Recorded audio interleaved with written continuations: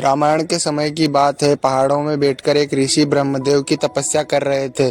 तभी उनकी तपस्या से प्रसन्न होकर ब्रह्मदेव ने उनको दर्शन दिए और कहा कि बताओ तुमको क्या चाहिए। तो ऋषि ने कहा कि हे प्रभु, मुझे अमर होना है ताकि मुझको कोई भी मार नहीं सके। मैं हमेशा जिंदा रहना चाहता हूँ। पर इस पर ब्रह्मदेव ने कहा कि ऐसा नहीं हो सकता। इसके बदले में तुम चाहे कुछ भी मांग लो। इतना सुनकर ऋषि गुस्सा होकर वहां से चले गए। ऋषि ने एक योजना बनाई कि मैं उस बालक के द्वारा वो अमृत प्राप्त करूंगा जिसका नाम है मारुति, क्योंकि मारुति ने एक बार लड्डू समझकर सूर्य को भी खा लिया था। और अमृत को भी वही मनुष्य ला सकता है जो सबसे ज्यादा बहादुर और निडर हो। इसलिए ऋषि ने योजना बनाई।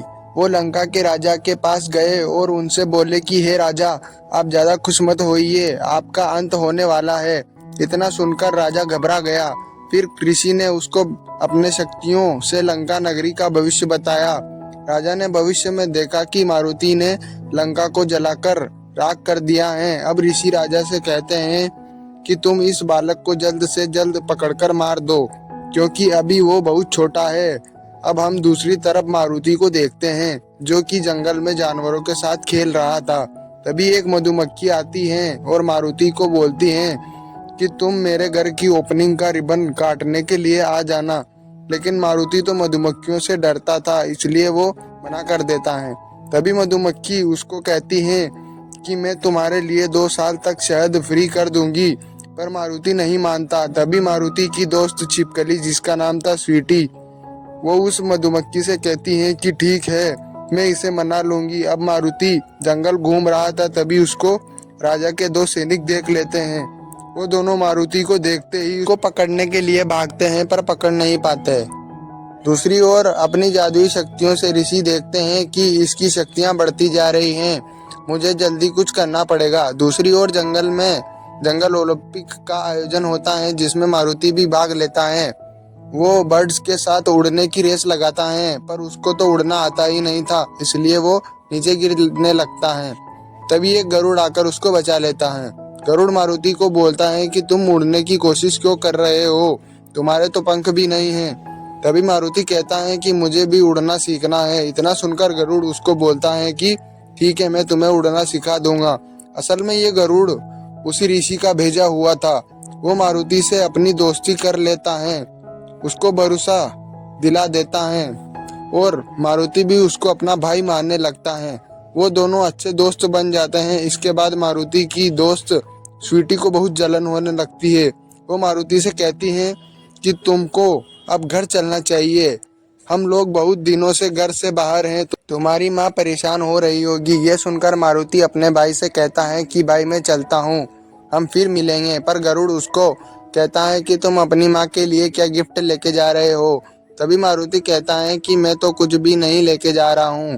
तो गरुड़ कहता है कि तुम्हें अपनी माँ के लिए हीरे मोती ले जाने चाहिए। मारुति कहता है कि ये कहाँ मिलेंगे। तभी गरुड़ उसको लंका में ले आता है। लंका में आने के बाद गरुड़ सैनिकों से कहता है कि पकड़ लो इसे। इतना बोलते ही सैनिक उसको पकड़कर एक सुनसान जगह पर बंद कर देते हैं।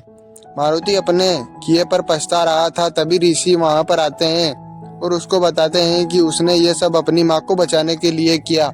ये सुनकर वो चौंक जाता है। ऋषि कहते हैं कि उसकी माँ को बस तुम ही बचा सकते हो, तुम ही स्वर्ग से अमृत ला सकते हो। ये सुनते ही वो अमृत लेने के लिए स्वर्ग में चला जाता है। दूसरी तरफ गरुड़ को भी अपनी गलती का एहसास हो गया था।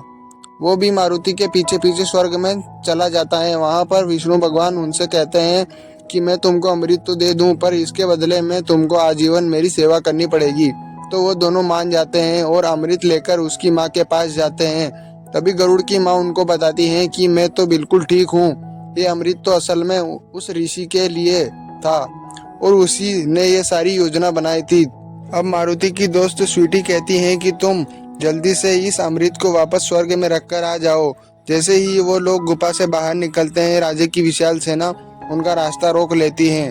मारुति उन सब से युद्ध करता है। तभी युद्ध के बीच में मारुति को ढूंढते ढूंढते उनके पिता भी आ जाते हैं। वो मारुति को इतनी बहादुरी से लड़ता देखकर बहुत खुश होते हैं। तभी विष्णु भगवान भी अमृत लेने के लिए आ जाते हैं, तो मारुति उनको अमृत दे देता है। ये सब देखकर ऋषि बहुत ज्यादा गुस्सा हो जाते हैं और गुस्से में आकर एक चिड़िया को मार देते हैं, जिससे मारुति बहुत ज्यादा गुस्सा हो जाता है।